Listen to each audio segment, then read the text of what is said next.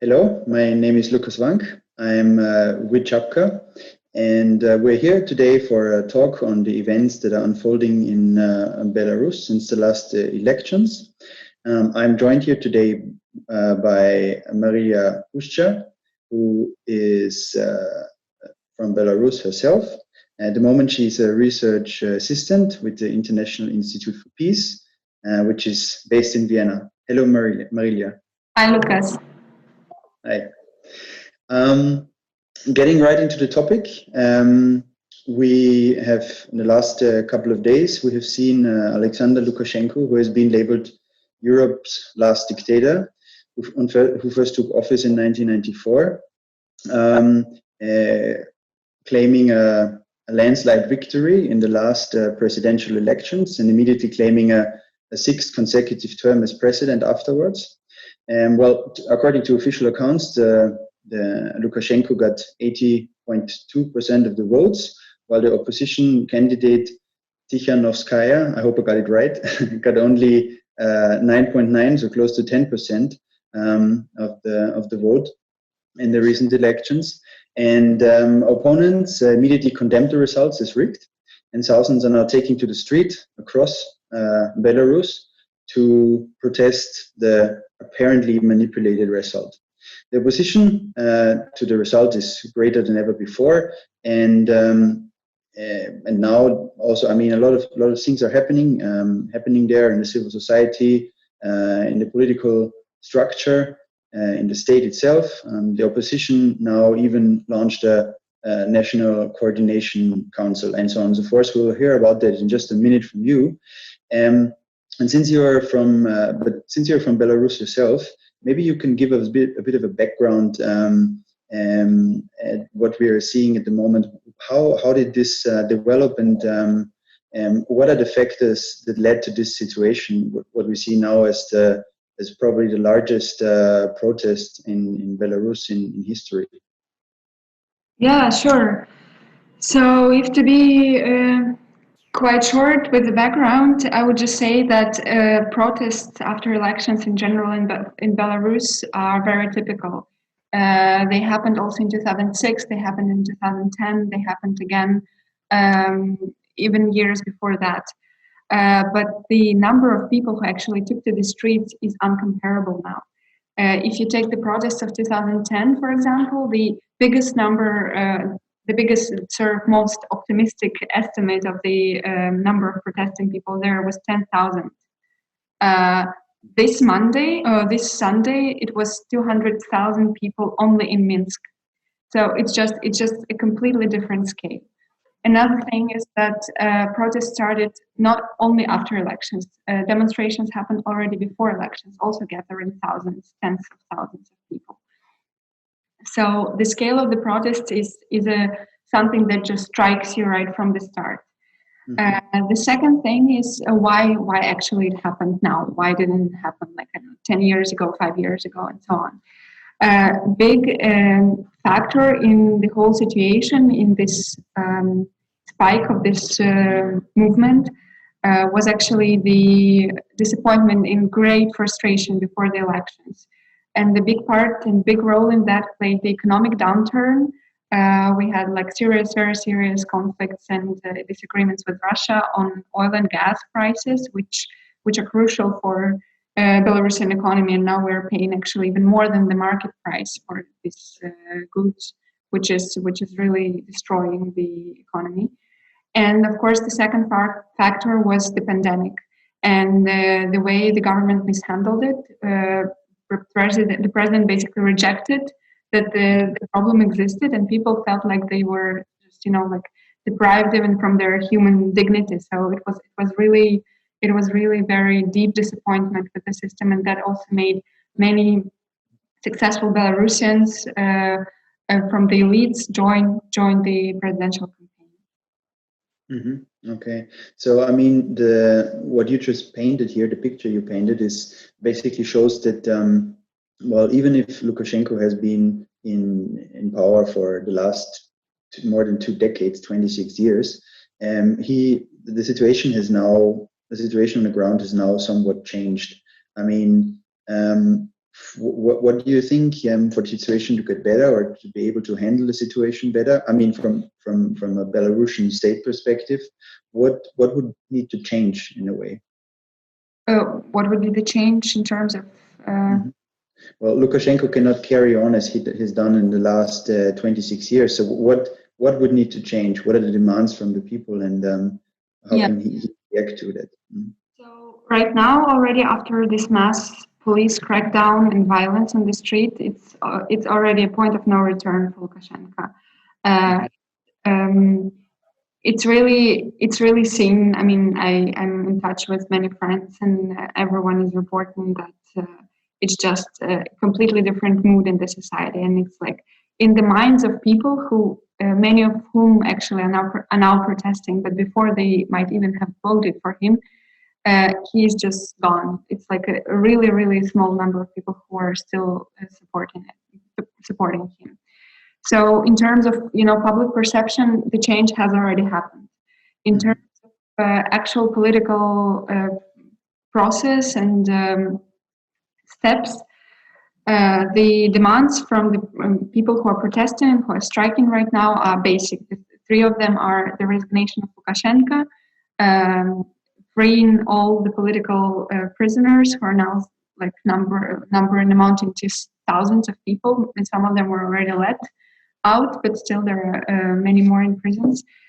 And the third one is declaration of the new elections.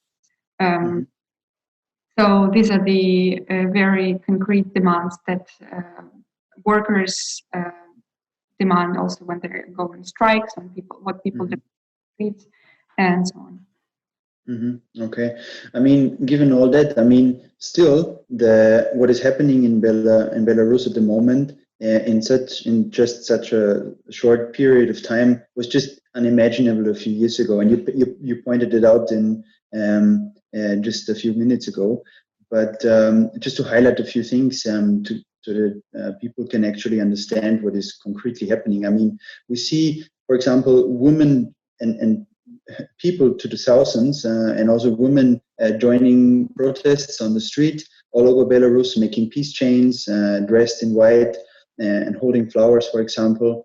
And more protests are emerging. Factory workers are joining the protests. This is basically the perspective from the civil side, and all of them have valid demands. But on the other side, so far also about 7,000 people have been arrested, according to official accounts, and that is the latest figure I saw. And at the same time, the police is using unnecessary and excessive force on protesters, and according to human rights groups and eyewitness accounts, this is basically also violating human rights and civic rights in a way. And with the events unfolding at such a pace, what do you expect? What is ahead for Belarus at the moment? Can we maybe see a possible Euro-Maidan scenario or something like that, as we saw in Ukraine in 2014? What is your take on this? Yeah, let me break your question into several parts, since it touches upon very many spheres. So I would start with the acknowledgement that not only a couple of years ago it was unimaginable what's happening right now, just a couple of months ago it wasn't imaginable either.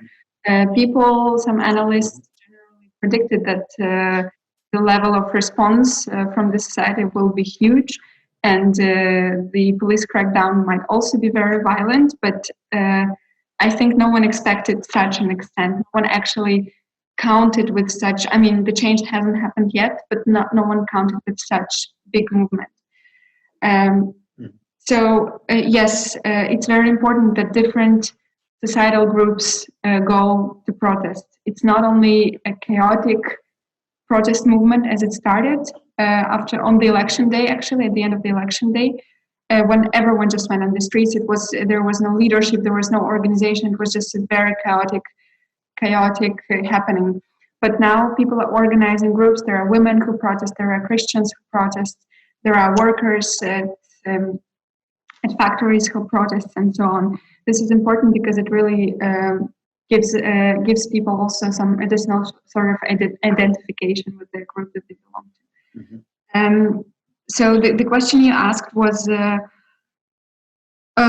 whether Maidan is possible, or how do I see it develop after? Yes, exactly. So this is a very difficult question, because right now, as you said, also things are changing really fast, and every day brings something new. For example, now people get a little bit discouraged because it seems that strikes, the number of people going on strike is going down a bit. And so many are afraid that people will stop, that they will get intimidated by all the threats from the officials who are threatening them with even criminal prosecution, speaking nothing about firing from their jobs. But at the same time, as I feel and as I see from news reports and from some of my friends, that the mood is still very optimistic. So the strikes are going down, not because people are done with that, but because they're just tired of protesting for a week already, for 9 days more or less. So it's just physically there are fewer people, but it doesn't mean that the drive is over. So this is maybe the optimistic outlook that I hope will actually really will turn out to be right, to be correct. Yeah, with the Maidan, it's not really the same situation in Belarus for one very specific reason. It's because the protests were triggered by purely domestic reasons. In Ukraine, if we look back at 2014, the protest started because then President Yanukovych rejected to sign the agreement, the association agreement with the European Union, and that what triggered all that other frustration about corruption in the country and so on. In Belarus, there is no geopolitics involved, really.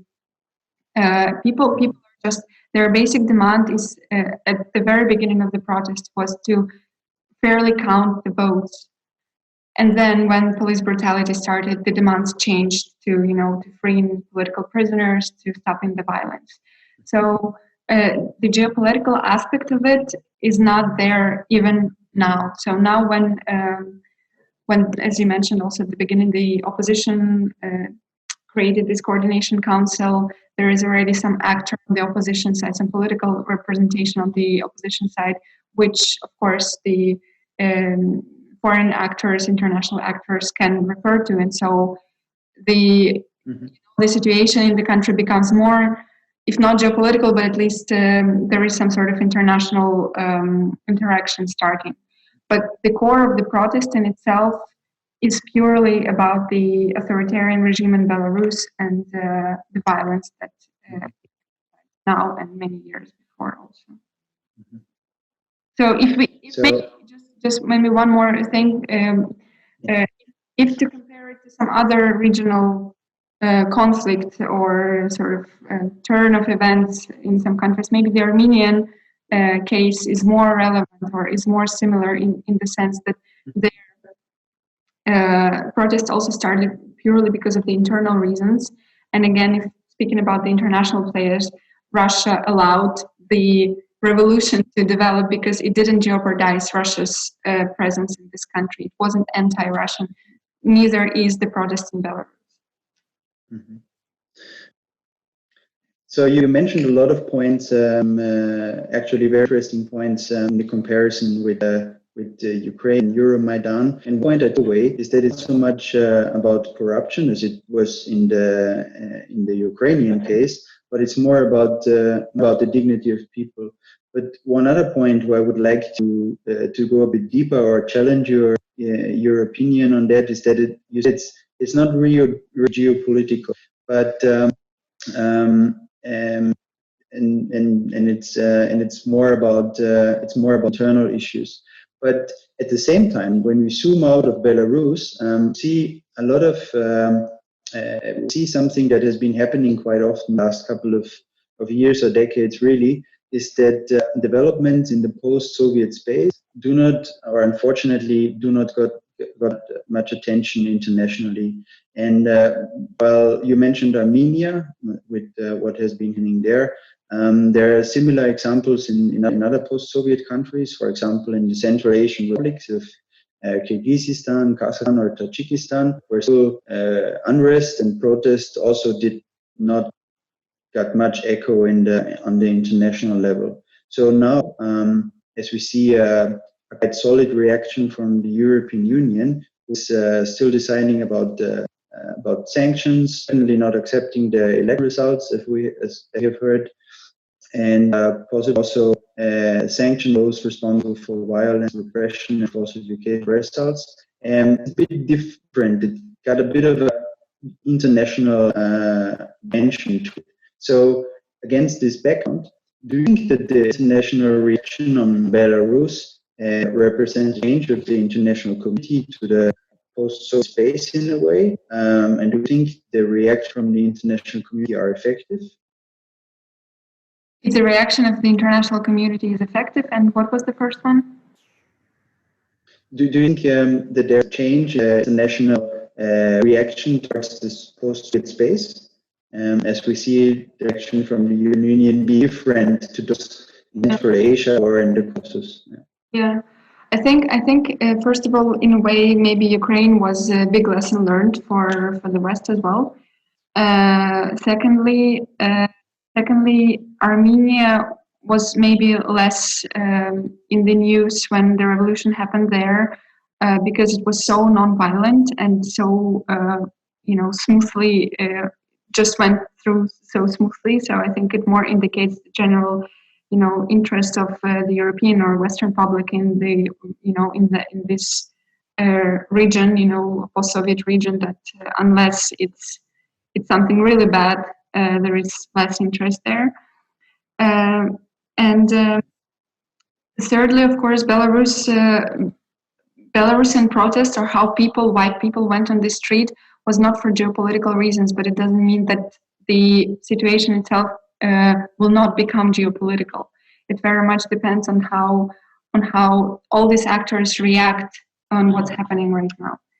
So yes, EU. It's true that EU already announced that it will adopt sanctions, and today the European Council extraordinary meeting is happening where they're going to discuss. However, as we know, the European Union is not able to act as fast, probably, as the events are developing right now. So the sanctions against the individuals, because they agreed upon individual sanctions against people responsible for violence, if they aren't adopted right now, but some weeks later, it might be already too late. Yeah, so I very much hope that the situation in Belarus will not be that the international community will not be witness some sort of another spike of violence in Belarusian society. Mm-hmm. Okay. I mean, you also mentioned Russia. I mean, we've been looking to the west now. Let's have a close look to the east. I mean, compared to Ukraine and Georgia in the last 15 years or so, Russia's reaction towards Belarus is now more uncharacteristically mannered compared to Ukraine and Georgia. And what role do you expect Russia to play as the events unfold? And what's the fact that Russia can do the situation actually? Yeah. So far, Russia has reacted really carefully, I would say. They first sort of recognized, they congratulated Lukashenko for his victory, but then they didn't really, announce their full support to him. So I suppose that they're waiting and to see how the situation will develop, and to a certain extent maybe letting it unfold on its own. Because again, the protests in Belarus are not anti-Russian, and they are not even pro-Western. They're just against the regime there. And Belarusians, in the majority, they aren't, against Russia. They're very dependent on Russia economically. They're very close culturally. So I don't think that on the societal level, there is no rejection of Russia. And if there is a very strong reaction of support to an unpopular president, it will only, discourage Belarusians, and that's what Russia doesn't want either. So right now, it seems really crucial how people will continue with their strikes and with their demands. And there is a good chance that the president, Lukashenko, will not stay in power. Yeah. So thank you for your take on this, because I think looking into these complements the whole situational awareness of what is happening there. And we also need to look west and to east and to Belarus itself. I think I've completed the circle when it comes to it. Now it's back to you and your personal opinion. Looking ahead, what's happening? What is your best scenario the next month? Like best case, optimistic. Yeah, the most optimistic I would say would be that Lukashenko resigns, and that the newly formed committee on the transfer of power, which consists of the opposition leaders and some notable figures from Belarusian cultural and public space, that they will take over and they will execute this transition of power in the way that they will announce new elections, fair elections, and in the meantime, they will prepare the legal basis for that and will sort of run the country in the meantime. And of course, what's also important in this situation is that both the EU, the US, and of course Russia recognize this transitional government, and that they don't. That they support them in their actions during this period. There were talks about mediation between Lukashenko and the opposition about how to execute this transit of power. So Lukashenko sort of agrees to resign, and the European Union offered their mediation experts or politicians. So they offered their assistance there, which was already today rejected by Russia. The foreign minister there said that they will not accept any meddling from the Western side, which is a warning sign, I would say. But maybe Russia sees itself in this role of a mediator. So thank you for this optimistic note at the very end, and thank you for your time and your expertise and this in-depth view on what's happening in Belarus and to the Belarusian west and east. I hope that you who tuned in for this talk enjoyed the talk. Stay tuned for more updates from the International Institute for Peace and for Shabka on our websites. You can be sure that as things develop, we'll get deeper into the topic and give you updates as things unfold. Thank you very much. Thank you. Bye-bye.